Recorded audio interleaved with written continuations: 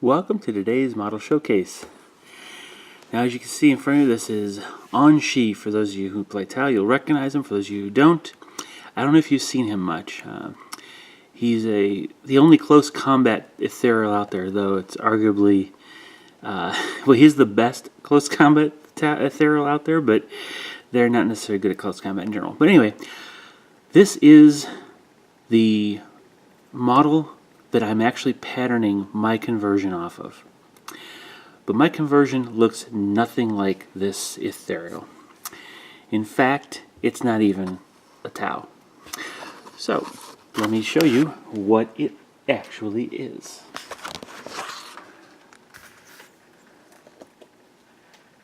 Let's see if it'll focus here real quick. Yeah. There is my Kroot Aun'shi. I love playing Kroot, just as far as the fluff goes. And so this is part of my all Kroot Tau army. This is my shaper, or shaman, shaman. The ethereals are turned into shamans, Kroot shamans. And so he has his Kroot fighting staff, which again, Aun'shi is very, very good at what he does. And shamans have, in the Kroot fluff, have special powers, kind of like the special powers the ethereal have. So, with the simple process of taking a look at the arms and stuff available, I thought, you know what? I could actually make a Kroot version of Aun'shi, because ethereal's got to hold his weight in with Kroot, who are actually the only way Tau can get into close combat and have any hope to survive. So if you look at this, it's simply a Kroot carnivore. Very simple. I, of course, put on the extra bags and drapes of clothing and bones to make him a little bit more shamanic.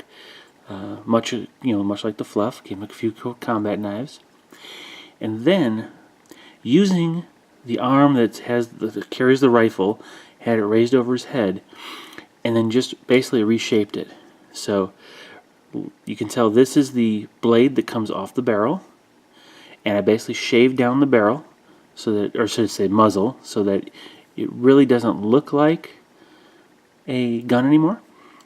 Took a combat blade from, I don't honestly know where this one's from. This looks like it could be from, it's either a Kroot knife or it could be a chaos one, I don't know. But anyway, I glued it onto the very end of the muzzle. And down here, I took a small blade. You just have to search your bits box for various sources of spikes and blades, and put it on basically the bottom of the pistol grip to give it another edge. Now this is actually, you'll probably recognize this is the butt knife that's on the actual rifle.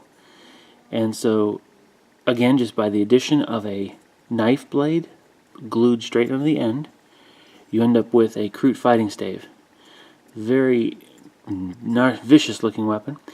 And you can tell you have to shave down and carve down all of the weapon detail around here that makes it look like a gun. The trigger, the receiver, all the mechanism there that would make it look like a rifle.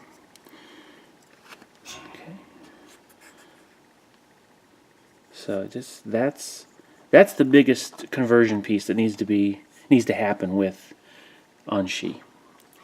The rest is all details, and then painting him up to match your appropriate Kroot color scheme. I tried to go a little bit more traditional with the Kroot's color scheme here, simply because I wanted his particular gene line to be a little more pure than the rest of my carnivore squads.